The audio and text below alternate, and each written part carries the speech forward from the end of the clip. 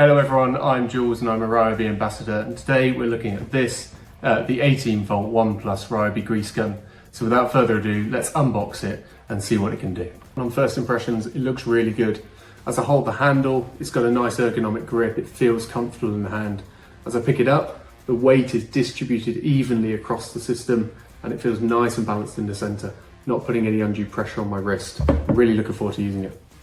The battery it uses is the 18V ONE Plus range from Ryobi, and that's installed at the rear of the system just here.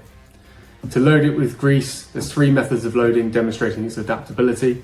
You can utilise an external grease bucket with its own integrated hose and connect it into the system here, and that'll draw the grease in from there. In addition, you can remove the pump at the back, draw in the grease into the cylinder itself from an external grease bucket and reinstall it back into the system, again drawing grease from here. And then the third method, which is the one I'm going to be using today, is utilising a standardised 400g cartridge into this system at the back, and that makes for a nice clean application. In terms of application itself then, it's got a 760mm hose with spring strain relief on either end of the hose to prevent any damage, and that's stowed away when not in use on either side of the system with integrated clips, meaning that it won't fling out of the way when not in use. 3 additional benefits to this system. It's got a lock where the trigger is to prevent you from releasing any grease too early. It's got an LED at the front so you can see those dark areas that you're working in, making it nice and bright.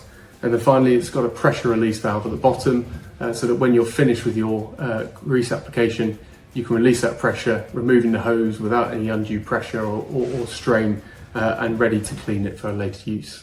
So first of all, what we're going to do is make sure that we've applied the safety catch so that nothing is going to happen, and also removing the battery so the system is not live. We then remove the tube itself from the back with an unscrew method before adding the cartridge. Having the cartridge ready to go, then we're going to place the cartridge on the top, and the most effective method I've found, it's a little bit tricky, is to pull to create a suction, and it draws it in, as you can see there.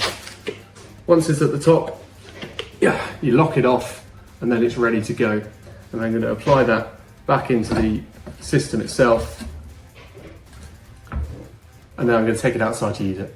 Okay, so you're joining me under the car now. Apologies for the angle, not flattering at all.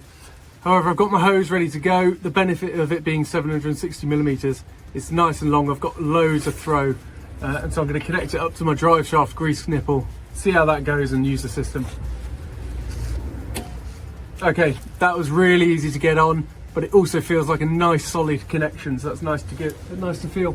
I've connected the battery up and I've charged the system by removing the release catch on the actual tube itself. So now we're just going to get ready to go.